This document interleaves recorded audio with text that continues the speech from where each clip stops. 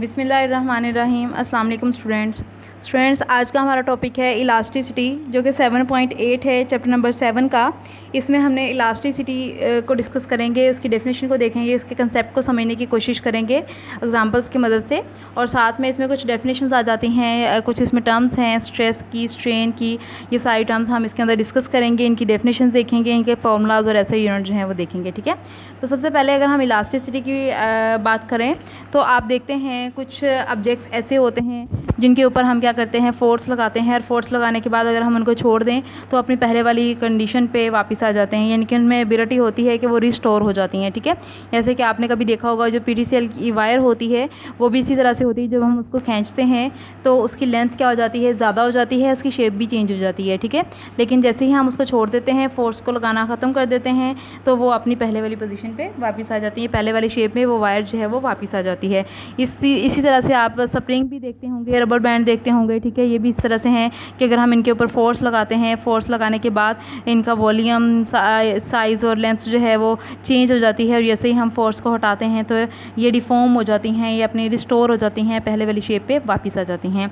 तो किसी भी ऑब्जेक्ट की ऐसी प्रॉपर्टी जिसमें वो अपने उसके फोर्स को, डिफॉर्मिंग फोर्स को हटाने के बाद वो अपनी पहले वाली पोजीशन पे वापस आ जाएं, उसको हम बोलते हैं इलास्टिसिटी। ठीक है, कोई भी किसी भी ऑब्जेक्ट की ऐसी प्रॉपर्टी जो जब वो रिस्टोर हो जाती है, जिसमें वो रिस्टोर हो जाए, अपनी ओरिजिनल साइज़ में, शेप में वापस आ जाए, जब हम डिफॉर्मिंग फोर्स को हटा देते हैं, डिफॉर्मिंग फोर्स को, तो वो क्या है, इलास्टिसिटी है। उस प्रॉपर्टी को हम बोलते हैं इलास्टिसिटी। तो ये इसकी डेफिनेशन है यहाँ पे। The property of a body to restore its original size and shape as the deforming force ceases to act is called elasticity। ठीक है, ये इसकी डेफिनेशन है, इसकी डेफिनेशन ही करनी है, ये सारी आपने छोटी छोटी डेफिनेशन हैं, बहुत आसान से टॉपिक हैं ये। उसके बाद हमारे पास आ जाता है स्ट्रेस आ जाता है। स्ट्रेस में हमारे पास दो चीज़ें आती हैं, फोर्स और एरिया। ठीक है, हम कितनी फोर्स लगा रहे हैं और हमारे पास कितना एरिया है, वो हमारे पास क्या है, स्ट्रेस है। तो the force acting on unit area at the surface of a body is called stress. यहाँ पे हमारे पास जो फोर्स कितने एरिया पे एक्ट कर रही है उसको हम क्या बोलते हैं, स्ट्रेस बोलते हैं। प्रेशर की डेफिनेशन भी यही है, ये दोनों की तकरीबन सेम ही है और फार्मूला भी दोनों का सेम है। यहाँ पे अगर हम इसके ऐसे यूनिट निकालें तो फोर्स के यूनिट होते हैं न्यूटन, और एरिया के मीटर, तो ये ऊपर मीटर स्क्वायर, तो ये ऊपर जाके क्या हो जाएगा, मीटर पर मीटर स्क्वायर। ठीक है, तो ये इसके ये यूनिट बन जाएंगे न्यूटन पर मीटर स्क्वायर। और उसके बाद नेक्स्ट हमारे पास स्ट्रेन की डेफिनेशन है। जब हम स्ट्रेस अप्लाई करते हैं उसके बाद उसमें चेंज आता है ऑब्जेक्ट में, लेंथ में, वॉल्यूम में, शेप में, तो उसका जब हम करते हैं, कंपैरिजन करते हैं उसका ओरिजिनल लेंथ के, शेप और वॉल्यूम के साथ, उसको हम बोलते हैं स्ट्रेन। ठीक है, when a stress acts on a body it may change its length, volume और shape. A ratio of such a change caused by the stress with the original length, volume और shape is called a strain. ठीक है, उसके बाद ये है कि if stress produces a change in length of an object then the strain is called tensile strain। लेकिन अगर ये तो हम बात करें ना कि उसके वॉल्यूम में, लेंथ में चेंज आता है तो उसको हम क्या बोलते हैं, टेंसाइल स्ट्रेन बोलते हैं इसके कंपैरिजन को। लेकिन यहाँ पे अगर हम ये कहते हैं कि अगर उसकी लेंथ में, यहाँ पे हम तीन बात कर रहे हैं, लेंथ की, वॉल्यूम की, शेप की, लेकिन हम यहाँ पे फिर आगे स्ट्रेन की टाइप्स आ जाती हैं। ठीक है, यहाँ पे एक ही टाइप गिवन है, इसमें हमारे पास जो है वो टेंसाइल स्ट्रेन है। तो टेंसाइल स्ट्रेन कब होता है, जब उसकी लेंथ में चेंज आता है। जब वॉल्यूम में चेंज आएगा वो कोई और स्ट्रेन की टाइप होगी, और जब शेप में चेंज आएगा वो स्ट्रेन की कोई और टाइप होगी, जो कि आप आगे जाके फर्स्ट ईयर में पढ़ेंगे। ठीक है, तो यहाँ पे जो है वो टेंसाइल स्ट्रेन है। टेंसाइल स्ट्रेन कब होता है या किसको बोलते हैं, जब लेंथ के अंदर चेंज आता है तो उसमें जो चेंज होता है, उसमें जो स्ट्रेन होता है, स्ट्रेन को हम बोलते हैं टेंसाइल स्ट्रेन। अब अगर हम स्ट्रेन के यूनिट्स की बात करें तो change in length over original length, यानी कि इसकी लेंथ की ही रेशो है, यहाँ ऊपर भी लेंथ है और यहाँ पे भी लेंथ है, ये भी मीटर है, ये भी मीटर है, ये वाला मीटर इस मीटर से कट जाएगा तो बाकी हमारे पास 9 यूनिट्स आ जाएगा। इसका मतलब ये है कि टेंसाइल स्ट्रेन के यूनिट्स नहीं होते। ठीक है, ये सिंपली ये रेशो होती है, इसलिए इसके यूनिट्स नहीं होते। तो ये अक्सर पेपर में क्वेश्चन आता है, तो उसमें भी यही पूछा जाता है कि स्ट्रेन के यूनिट्स बताएं, तो आप लोग कंफ्यूज हो जाते हैं कि स्ट्रेन के, यहाँ पे तो स्ट्रेन के यूनिट पूछ लिए हैं, इसका मतलब स्ट्रेन के तो कोई यूनिट हैं, तो आप फिर उसके गलत या कोई भी जो आपके माइंड में आते हैं वो वाला यूनिट्स राइट कर देते हैं, जबकि आपने ऐसा नहीं करना। ठीक है, तो आपने वही यूनिट्स राइट करने हैं। आपने सिंपली यही बताना है कि क्योंकि ये रेशो है लेंथ की, इसलिए इसके कोई यूनिट्स नहीं हैं। ठीक है, अच्छा नेक्स्ट हमारे पास है हुक्स लॉ है। अब हुक्स लॉ में हम देखते हैं कि हुक्स लॉ क्या है।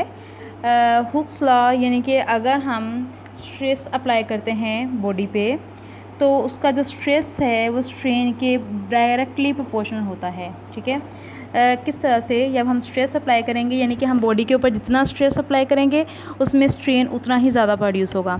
अगर हम स्ट्रेस ज़्यादा अप्लाई करेंगे स्ट्रेन भी ज़्यादा प्रोड्यूस होगा, स्ट्रेस कम अप्लाई करेंगे स्ट्रेन भी कम प्रोड्यूस होगा। लेकिन उसके लिए एक कंडीशन है, वो कंडीशन ये है कि हमने जो फोर्स लगानी है, जो स्ट्रेस अप्लाई करना है, वो इलास्टिक लिमिट के अंदर रहते हुए करना है। इलास्टिक लिमिट यानी कि एक लिमिट के अंदर हमने रहते हुए करना है। ठीक है, तो उसको हम क्या बोलेंगे, हुक्स लॉ बोलेंगे। The strain produced in a body by the stress applied to it is directly proportional to the stress within the elastic limit of the body. ये उन्होंने बताया है कि जब स्ट्रेस अप्लाई करते हैं तो वो क्या होता है, स्ट्रेन जो होता है वो डायरेक्टली प्रोपोर्शनल होता है स्ट्रेस किसके, स्ट्रेन के। इसको इस तरह से लिखा, जब इसको प्रोपोर्शनैलिटी को ख़त्म करेंगे तो क्या लगा देंगे, कॉन्स्टेंट लगा देंगे, और ये कॉन्स्टेंट जो होता है वो किसके इक्वल होता है, स्ट्रेस ओवर स्ट्रेन के। ठीक है, बहुत इंपॉर्टेंट है, शॉर्ट में आता है ये भी। उसके बाद यहाँ पे इलास्टिक लिमिट की डेफिनेशन भी आती है, इसके साथ हमें ग्राफ भी बनाना होता है। यहाँ पे आप देखते हैं कि ये वाला जो है ये हमने ग्राफ बनाया, ये हमारे पास जो है एक्स एक्सिस पे हमने एक्सटेंशन ले ली एक्स, और वाई एक्सिस पे हमने फोर्स ले ली। ठीक है, अब हम इस सब्जेक्ट के ऊपर फोर्स लगाते जा रहे हैं, तो ये सारा जो काम है ये इलास्टिक लिमिट के अंदर रहते हुए हो रहा है। यहाँ पे जो चेंज आ रहा है वो लीनियर चेंज आ रहा है।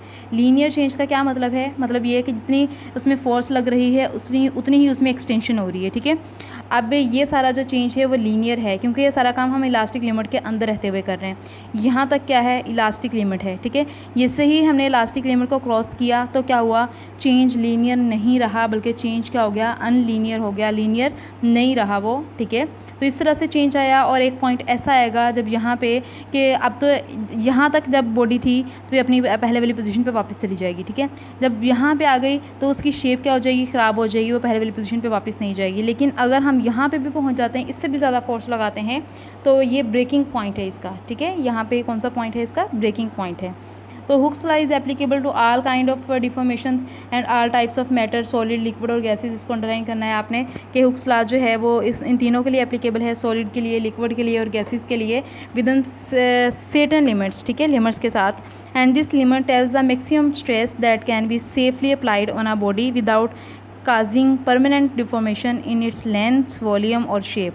यानी कि ये काम हमने क्या करना है, इस इलास्टिक लिमिट के अंदर रहते हुए करना है।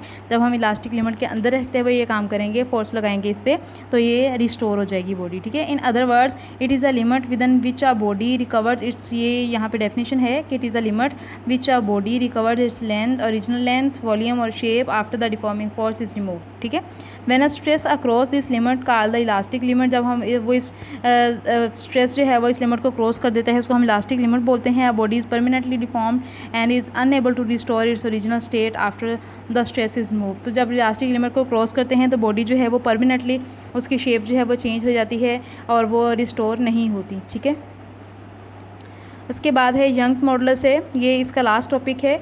यंग्स मॉडुलस क्या कहता है, ये भी साइंटिस्ट के नेम के साथ ही इसका वो रखा हुआ है। इसकी स्टेटमेंट को हम देखेंगे कि यंग मॉडुलस ने क्या बात की है। ठीक है, वो किस चीज़ के बारे में बताता है। तो यंग्स मॉडुलस जो है वो हमें ये बता रहा है कि जब हम रेशियो लेते हैं स्ट्रेस की टेंसाइल स्ट्रेन के साथ, वो हमारे पास इज इक्वल टू होता है कांस्टेंट। ठीक है, और ये कांस्टेंट किसके इक्वल है, वाई के, और इसको हम बोलते हैं यंग्स मॉडुलस।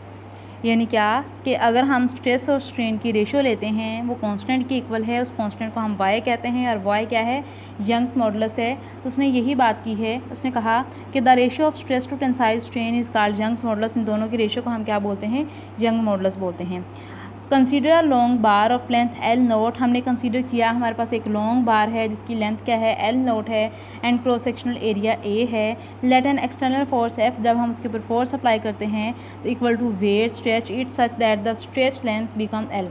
पहले उसकी लेंथ एल नोट थी, बाद में उसकी लेंथ क्या हो चुकी है, एल हो चुकी है। According to Hooke's law the ratio of this stress to tensile strain is constant within the elastic limit of the body. Hooke's law के अकॉर्डिंग क्या है, इनकी जो रेशियो है वो क्या है, कांस्टेंट है with in the elastic limit of the body. ठीक है, अब यंग्स मॉडुलस के अकॉर्डिंग हमने ये इसकी स्टेटमेंट के अकॉर्डिंग हमने ये फॉर्मूला लिख लिया, इसको हमने इक्वेशन नंबर 1 का नाम दे दिया। अब हम लिखते हैं let del L be the change in the length of the rod then.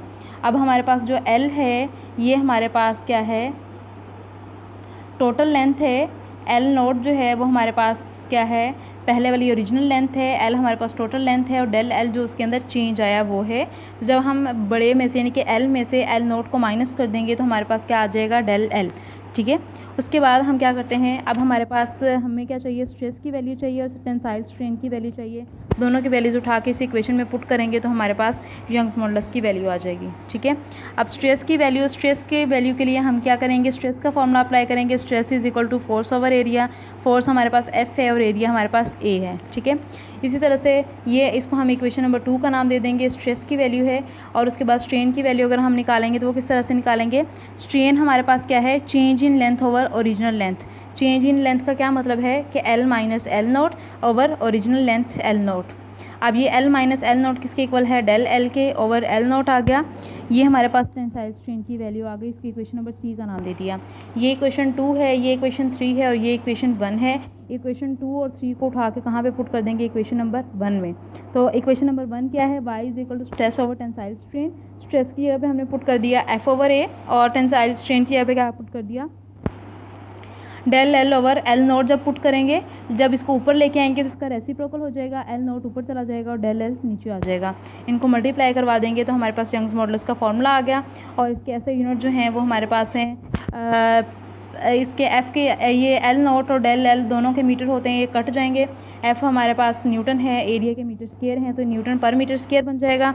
और ये इस तरह से यंग्स मॉडुलस के यूनिट आ जाएंगे। ये भी इंपॉर्टेंट है, शॉर्ट में भी आ जाता है, लॉन्ग में भी आ जाता है, तो इसको आपने अच्छे तरीके से करना है। ठीक है, उसके बाद इसकी एग्जांपल है 7.7। इसके ऊपर यंग्स मॉडुलस का फॉर्मूला लगा हुआ है, ये मैं आपको नहीं करवाऊंगी, आप लोग खुद इसको करेंगे, खुद इसकी प्रैक्टिस करेंगे। ठीक है, तो अब नेक्स्ट जो है वो इसके MCQs हैं। तो MCQs जो हैं वो हम इसके करते हैं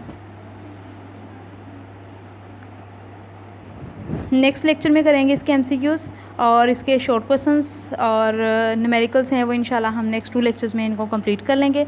तो आज हमारा ये चैप्टर कंप्लीट हुआ विदाउट एक्सरसाइज। अल्लाह हाफिज़।